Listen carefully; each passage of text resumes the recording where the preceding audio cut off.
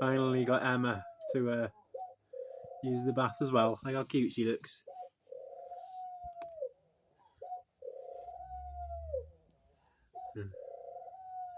Using it like a sailboat. That's what I always, whenever I think of them, it's like they're either pretending to be a sailboat or a shark.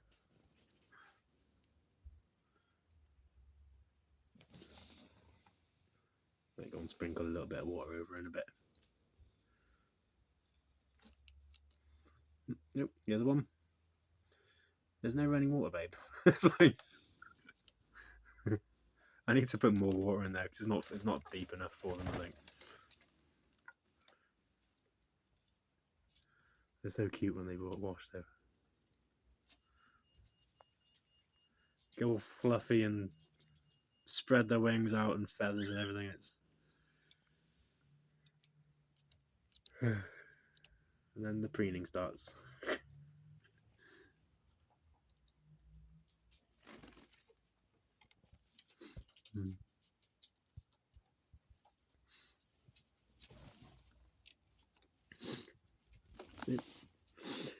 Now the wash. Now you're having a seed bath.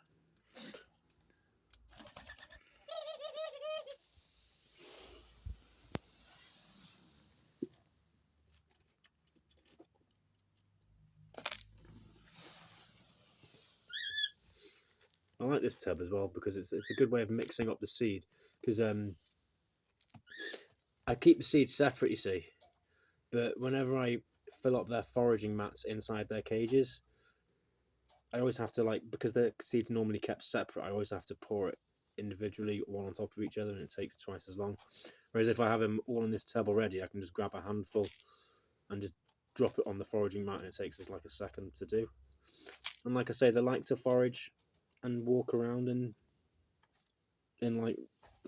tubs of their seed. They got a very high metabolism, doves do.